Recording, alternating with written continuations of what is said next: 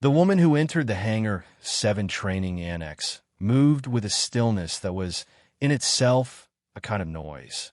In a world of crisp uniforms, barked orders, and the percussive rhythm of military life, her quiet felt like a disruption.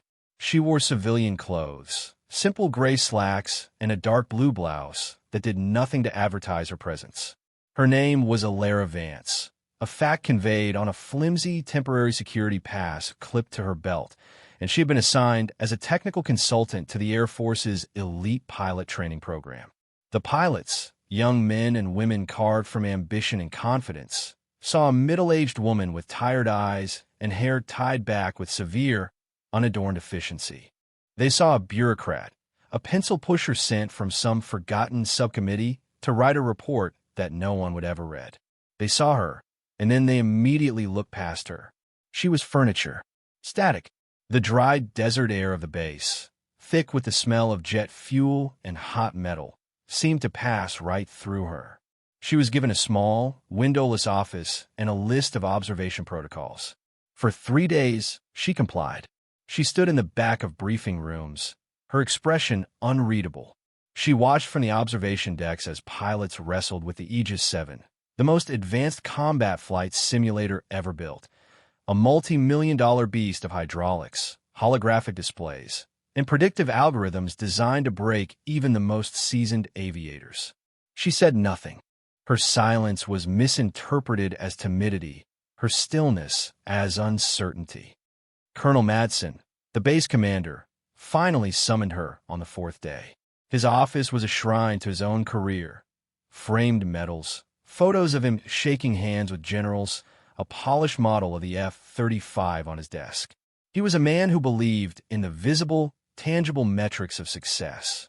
Alara Vance presented him with a problem. She had no visible metrics. "Ms. Vance," he began, not bothering to offer her a seat. He steepled his fingers, a gesture of practiced authority. "I've reviewed your file. It's thin. Systems analyst, civilian contractor. Your presence here was mandated by a department I've never heard of. Frankly, I don't see what value a civilian analyst can bring to a program that forges the finest fighter pilots in the world." His tone was not overtly hostile. It was worse. It was dismissive, the kind of professional condescension reserved for a box-ticking exercise he was forced to endure. Alara met his gaze. Her own eyes were a deep, steady gray, and they held no defensiveness, only a quiet attention. "I'm here to observe and report on the efficacy of the Aegis 7 training protocols, Colonel." Her voice was low, even. It carried no plea for acceptance. "So I've read," Madsen said, leaning back. "We have the best instructors, the best pilots, and the best technology money can buy. Our efficacy is measured in the successful qualification of our candidates. We don't need an outside observer to tell us what's working." He gestured vaguely toward the window, beyond which the heat shimmered off the tarmac. "This is a world of action, Ms. Vance, not theory. Do you understand the difference?" She gave a single, almost imperceptible nod. "I do, Colonel," he sighed, a sound of weary impatience. "Fine. Continue your observations. Just stay out of the way. My people have work to do." The dismissal was clear. She was a ghost, and he wanted her to remain one. Alara left his office and returned to the observation deck overlooking the simulator bay. Below, 2 instructors were berating a young lieutenant who had just failed the cascade failure scenario for the 3rd time. The scenario was a brutal test of a pilot's ability to manage a series of cascading, interconnected systems malfunctions at high speed in a hostile environment. It was designed to be nearly impossible, a trial by fire that separated the good from the truly elite. She watched the lieutenant, saw the frustration tightening his jaw, the slight tremor in his hands as he unstrapped himself. She saw the instructor's swagger, their certainty that the failure was the pilot's, not the program's.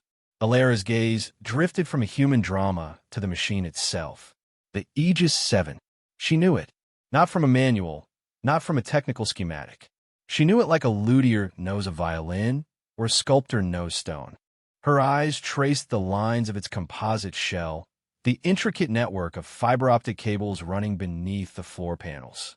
There was a faint, almost invisible tattoo on the inside of her left wrist, a cluster of 7 small dots forming the constellation Lyra. The lyre, an instrument of impossible grace and harmony. No one ever noticed it. While the pilots saw a machine to be conquered, Alara saw a partner to be understood. Her focus was absolute, her observation a silent communion with the technology. She saw the infinitesimal lag in the right aileron actuator's response time, the fractional energy spike in the secondary coolant system just before the cascade began. She saw things the machine's own diagnostics missed, flaws not in the code, but in the philosophy of its application. They were teaching the pilots to fight the storm. She knew the only way to survive, it was to become it. The pressure on the training program mounted. The cascade failure scenario was proving to be more than just a challenge. It was becoming a wall. Pilot after pilot, even the top candidates, were washing out. Their reaction times were superb, their knowledge of procedure flawless, but they all failed at the same critical juncture. The simulator, designed to forge perfection, was instead breeding failure and doubt. Madsen grew irritable. The whispers in the halls changed from dismissive curiosity about the silent civilian woman to genuine anxiety about the program's integrity. In the midst of this, a mandatory weapons familiarization course was scheduled. It was a routine requirement, a break from the high-G intensity of the simulators. The pilots gathered at the indoor range, the air smelling of gunpowder and cleaning solvent. The instructor was a young, cocky master sergeant named Decker, a man who prided himself on his speed and precision with firearms. He saw the training as a chance to show up the hotshot pilots who thought they were gods in the sky, but were often clumsy on the ground. He demonstrated a field strip of an AR-15, his hands a blur of practiced motion. 11 seconds, he announced, holding up the disassembled components. Any of you flyboys think you can beat that? A few pilots tried, their efforts clumsy and slow, resulting in laughter and jeers. They were pilots. Their weapon was a $100 million aircraft, not a rifle. Alara had been standing at the back, observing as always. Decker noticed her, a flicker of amusement in his eyes. It was too good an opportunity to pass up. "Hey, ma'am," he called out, his voice dripping with mock respect. "Consultant, you're analyzing our efficacy, right? How about you give a shot? Show us how the civilians do it." The pilots snickered. The invitation was a joke, a way to break the tension and humiliate the quiet outsider. Alara's expression didn't change. She walked forward, her movements economical and smooth. She didn't look at the laughing faces. She didn't look at Decker. She looked only at the rifle lying on the table. The room grew quiet, the laughter dying in their throats as they sensed something shift. This wasn't the hesitant shuffle of a bureaucrat. This was something else. She stood before the table. She didn't pick up the weapon immediately. Her hands hovered over it for a split second, a pianist's hands finding their place on the keys. And then they moved. It wasn't just fast. It was a dissolution of motion. There was no separation between thought and action, no wasted energy. Her fingers were a liquid blur, depressing pins, sliding components, separating the upper from the lower receiver, pulling the bolt carrier group and charging handle, removing the buffer and spring. The parts settled onto the mat not with a clatter, but with a soft, precise finality. A dead silence fell over the range. The digital timer on the wall, which Decker had started as a joke, read 197 seconds. No one breathed. Decker stared, his jaw slack. He had spent a decade mastering that weapon, and he had just witnessed something that defied his understanding of physics and human capability. Alara's hands moved again, just as quickly, just as fluidly. The rifle came back together with a series of smooth, quiet clicks. It was whole. She racked the charging handle, the sound sharp and final in the stunned room. She didn't look at the timer. She didn't look at Decker. She simply turned and walked back to her place at the edge of the room, her face as impassive as ever, leaving a wake of shattered arrogance behind her. The incident at the firing range became an underground legend in less than an hour. The story spread through the barracks and briefing rooms in hushed, incredulous whispers. The quiet woman. The consultant. 2 seconds. It didn't make sense. The pilots who had laughed now looked at her with a new, uncertain curiosity. The swagger they directed at her was gone, replaced by a wary respect. She was no longer furniture. She was a question mark. A young, sharp-eyed airman first class named Reyes, who worked as a technician on the Aegis simulators, had been there. He started watching her more closely. He noticed the way she stood, a perfect parade rest without being at attention. He noticed the way her eyes scanned a room, taking in everything without seeming to move. He saw economy in every gesture. Colonel Madsen heard the story from a flustered Decker. He didn't believe it at first, dismissing it as barracks exaggeration. But the sheer consistency of the tale from multiple witnesses, including the chastened master sergeant himself, gave him pause. A 2-second field strip was not just proficient. It was mastery on a level that existed only in the most elite echelons of special operations. Who was this woman? He looked again at her thin file. Systems analyst. It felt like a deliberate lie. The problem with the cascade failure scenario remained. Frustration was curdling into desperation. Madsen, his certainty shaken, saw Ilera standing on the observation deck, her gaze fixed on the Aegis 7. An idea, born of a new, grudging respect and a sliver of desperation, began to form in his mind. The next morning, Madsen intercepted Ilera as she was walking toward the simulator bay.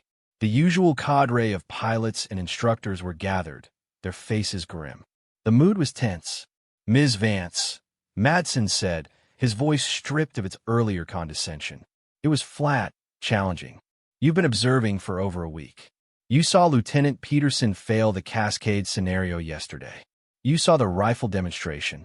You clearly have a background in practical applications." He gestured to the hulking Aegis 7 simulator, its cockpit door open like a silent invitation. "My best pilots can't solve this puzzle. The machine is beating them. You seem to know machines." He paused, his eyes locking onto hers. "Prove it. You think you know what's wrong with my program? Show me." "Get in the chair." A ripple of shock went through the assembled pilots. A civilian in the Aegis? In the cascade scenario? It was unheard of. It was a test, but it was also a public challenge. He was giving her the stage, expecting her to either expose herself as a fraud or reveal the truth. Ilera looked from Madsen to the open cockpit. There was no hesitation. She walked down the steps and toward the simulator, the quiet hum of its standby systems seeming to grow louder as she approached. She didn't put on a flight suit. She simply handed her pass to Airman Reyes, who stood nearby, and swung herself into the pilot's seat. As the cockpit canopy hissed shut, sealing her inside, the observation deck became crowded. Every pilot, every instructor, even Decker from the armory, was there. They watched the main display screen, which showed a real-time feed of what she saw. The simulation began. The world outside the canopy became a blur of blue sky and desert floor. The familiar voice of the onboard computer began its litany of doom. "Warning, engine 1 flameout. Warning, hydraulic pressure failure. Warning, navigation system offline." It was the beginning of the cascade. The other pilots had fought it, their hands flying across the controls, trying to counteract each failure as it occurred. Ilera did something different. Her movements were minimal, precise. She wasn't fighting. She was flowing. She let the aircraft dip, using the initial failure's momentum to position herself for the next one. She rerouted auxiliary power not to the primary systems, but to a tertiary backup that the other pilots had ignored, stabilizing the electrical grid before it could collapse. She wasn't following the emergency checklist. She was anticipating the machine's next move, her actions a quiet, predictive conversation with the code. The instructors watched, mesmerized. She was flying the disaster, not the aircraft. On the screen, missile alerts flashed. She didn't evade with brute force. She performed a single, elegant barrel roll that used a sensor blind spot created by her own cascading failures, making the aircraft a ghost to the enemy's targeting systems. She was using the machine's weaknesses as a weapon. She didn't just survive the cascade failure. She mastered it. She flew the crippled bird through the gauntlet and landed it smoothly on the virtual runway as the last system finally gave out. The simulation ended. The screen went blank. Silence. Colonel Madsen stared at the screen, his face pale. What he had just witnessed was not piloting. It was something deeper, a form of communion with technology that bordered on precognition. It was the work of a designer, a creator. He turned and walked briskly back to his office, shutting the door behind him. He ignored her file on his desk. It was useless.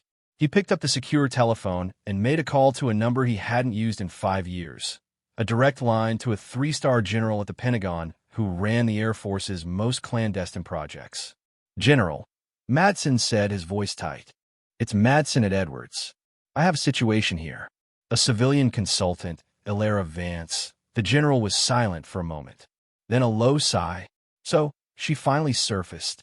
I wondered where she'd end up." "What did she do, Colonel?" Madsen recounted the rifle incident and the impossible flight in the Aegis 7. He described the effortless, predictive grace of her actions. When he finished, there was another long pause on the line. "Colonel," the general said, his voice heavy with a history Madsen couldn't begin to fathom. "Her name isn't Vance." "Not really. That the cover identity so thin it's almost an insult," which was her idea. 15 years ago, she was Captain Ilara Renner, lead test pilot for Project Lyra. She flew things you've never seen on a schematic. We thought we lost her in an incident over the Barents Sea. She was listed as killed in action. Madsen felt a cold dread mix with a profound, humbling awe. "Project Lyra, the precursor to everything you're flying today," the general explained. "She wasn't just a pilot. She was instrumental in the design philosophy. The Aegis simulator, she didn't just learn to fly it, Colonel. She wrote half the foundational code for its hostile environment algorithms. She based it on her own combat telemetry. The Cascade failure scenario isn't just a test. It's her memory. She wasn't flying a simulation. She was reliving a Tuesday." The general let that sink in. Her call sign was Echo, because every system she ever touched, every piece of tech, seemed to answer her. "She's not there to analyze your program, Madsen. She's there to see if the children she created are being raised right. Treat her with the respect she's earned." Madsen slowly placed the phone back in its cradle. He looked out his window at the hangar. The ghost in his machine now had a name and a legend. The next day, the atmosphere on the base had undergone a seismic shift. The news had not been officially disseminated, but truth has its own velocity. The whispers were no longer of a mysterious consultant, but of a legend. Echo. The pilots who had once looked past her now couldn't meet her eyes. Their youthful arrogance had been replaced by a profound, almost fearful respect. When Ilara walked into the briefing room that morning, the casual chatter stopped. The pilots, who were usually slouched in their chairs, unconsciously sat up straighter. It was a small, involuntary gesture of deference. Madsen was waiting for her. He walked to meet her in the center of the room, in full view of everyone. He didn't speak. He simply stood before her, brought his heels together, and rendered a slow, perfect salute. It was not the perfunctory gesture of a superior officer. It was a salute of deep, earned reverence from one warrior to another, the highest form of recognition he could offer. The entire room held its breath. They expected a speech, an explanation, a moment of acknowledgement. Ilara did none of those things. Her expression remained serene, her posture unchanged. She met the colonel's gaze, and for the first time, a flicker of something, not triumph, but a quiet, weary understanding, passed through her eyes. She gave him a single, small nod, a nod that accepted the gesture and, in its silent brevity, closed a chapter of misunderstanding. She then turned and walked to her usual spot at the back of the room, as if nothing had happened. The quiet returned, but it was a different kind of quiet now. It was the quiet of awe.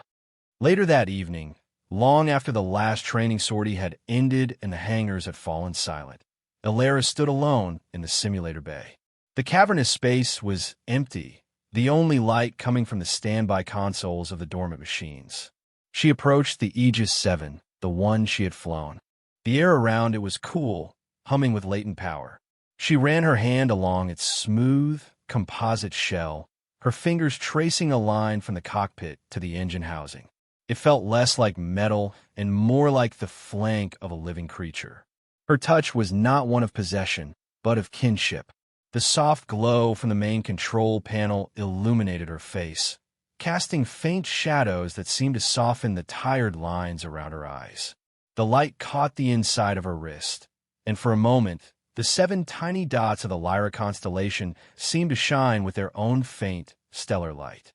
The machine let out a low, steady hum, a series of clicks and whirs as its internal system cycled. It was a sound no one else would have noticed, but to her, it was a language, a response, an echo. She stood there for a long time, a silent woman in a silent hangar, her hand resting on the machine that held a piece of her soul. The dust motes danced in the single beams of light, and the vast, quiet strength that emanated from her filled the space, a testament to a power that didn't need to be announced to be felt. It simply was.